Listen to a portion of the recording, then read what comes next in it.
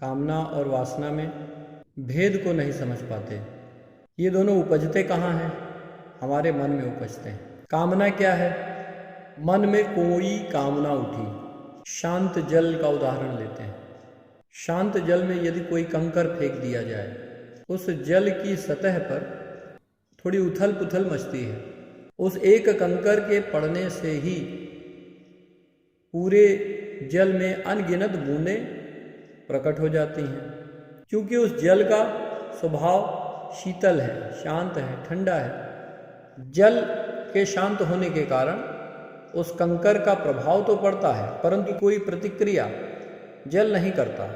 परिणाम सूक्ष्म हल्की बूंदें अनगिनत प्रकट हुई और अपने स्वभाव से ही वह पुनः ही उसी जल में विलीन हो गई। तो कामना रूपी कंकर अगर उसमें पड़ते भी हैं तो हमारे मन के स्थिर होने से जल के समान है। अगर वो शांत है, शीतल है, तो ऐसा मन कभी प्रतिक्रिया नहीं करता।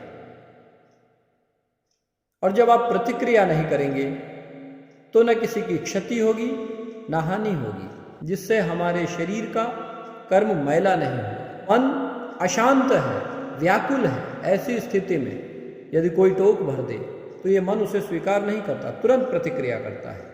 और जैसे ही वो प्रतिक्रिया करता है, वो छोटा सा कंकर भयावह रूप ले लेता है। और व्याकुल मन निश्चित रूप से शरीर से प्रतिक्रिया जरूर करेगा। शरीर से कोई ना कोई मैला कर्म अवश्य करेगा, और उसके शरीर का कर्म मन से ही आया है। यदि मन पे पहरा लग जाए तो बात वहीं खत्म हो जाए। वासना की बात करते हैं। वासना क्या है? वासना, वास अर्थात कहीं वास करना, यानी कि विषय में वास करना। देखिए, विषय ऐसे समझते हैं कि हमारी 5 इंद्रियां हैं, जिसमें आंख, नाक, जिह्वा, कान और त्वचा, और इनके अपने अपने विषय हैं। जैसे आंख ने किसी रूप को देखा और मोहित हो गया, तो अगर उसकी कामना लगातार करता रहा, उसके विषय में खो जाना। कान ने कोई बात सुनी, कोई गाली सुनी, कोई अपशब्द सुना, तो उसका विषय कान से टकराया, वो ध्वनि उसके कान से टकराई, उसके कारण मन में प्रतिक्रिया हुई। इसी प्रकार जिह्वा से कुछ हमने लगाया, उसमें एक स्वाद उत्पन्न हुआ, उस स्वाद को ही विषय कहेंगे। इसी प्रकार त्वचा से कुछ स्पर्श हुआ, उस वस्तु के बारे में हम त्वचा के स्पर्श मात्र से ही जान लेते हैं, तो उसके स्पर्श से जो अनुभूति हुई वो उसका विषय हो गया। इसी प्रकार नासिका में कोई सुगंध आई और आपको अनुभव हुआ कि ये सुगंध गुलाब का है, ये जो महक है, जो सुगंध है, ये विषय है किसका? नासिका का। तो ये सारे विषय हमारी 5 इंद्रियों से हमें अनुभव होते हैं। जो हमारा मन है, पहले से ही आसक्ति बुने जा रहा है। विषय की जो आसक्ति होती है, विषय के प्रति जो चिपकाव होता है, उसी के कारण मनुष्य अपने इस मन को वहां से हटा नहीं पाता। केवल यदि हमारा मन शांत हो जाए तो इन 5 के तारतम्य, हमारी इंद्रियों के तारतम्य हमारे कल्याण में लग जाएंगे। क्योंकि अब ये पहचान तो करा रहे हैं, लेकिन विषय के प्रति आसक्त नहीं है, और इस कारण ये मन हमारा विषयों में लिप्त नहीं हो पाएगा।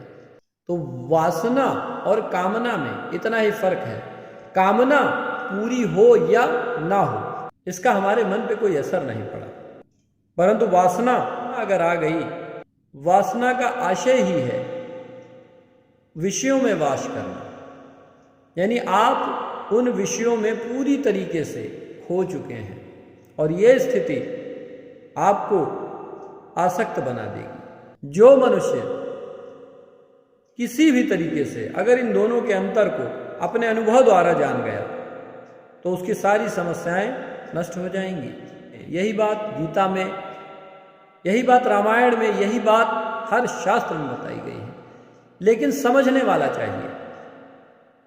परंतु केवल पढ़ लेने से, केवल ज्ञान अर्जित कर लेने से अगर लाभ हो जाता तो बहुत अच्छी बात थी, लेकिन केवल मनन और चिंतन से, केवल पढ़ लेने से कोई फर्क नहीं पड़ता।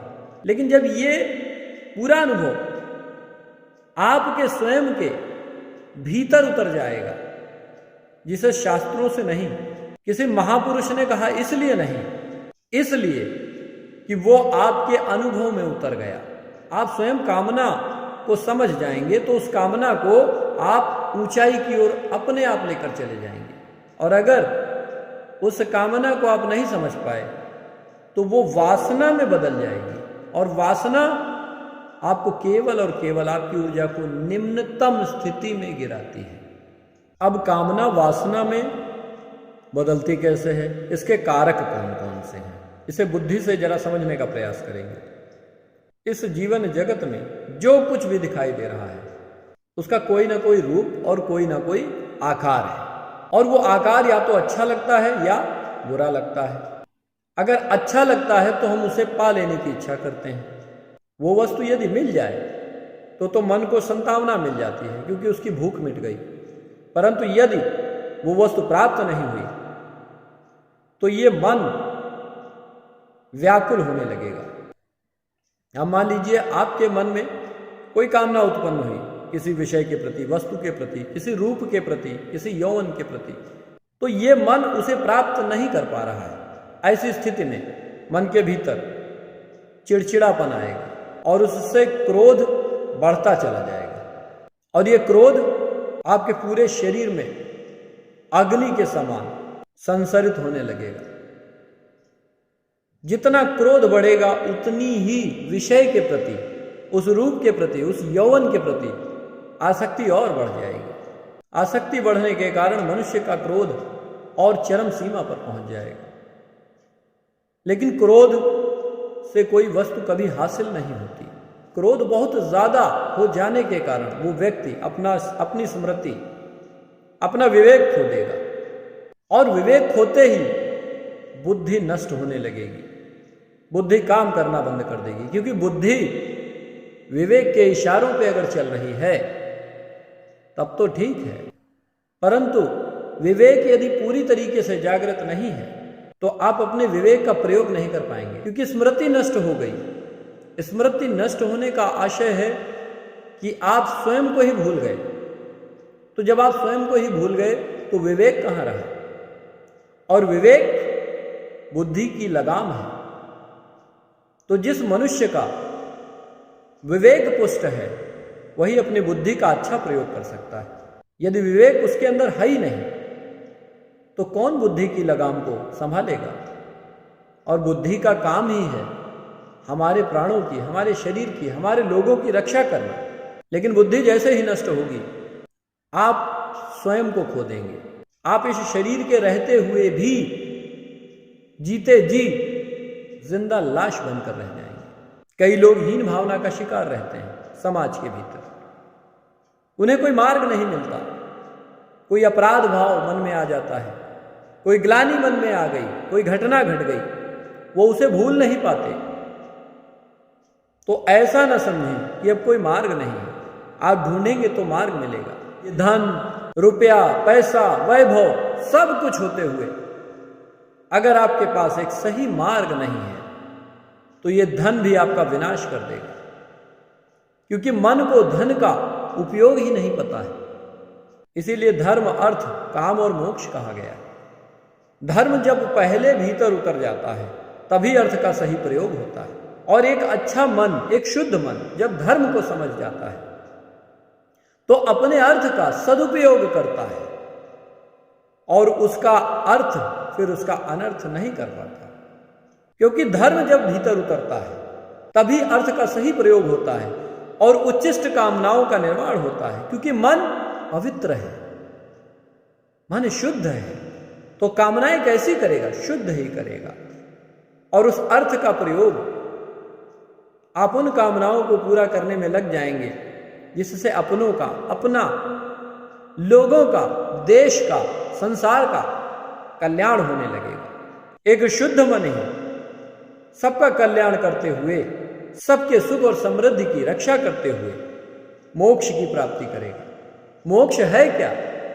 मोक्ष की आवश्यकता क्यों है?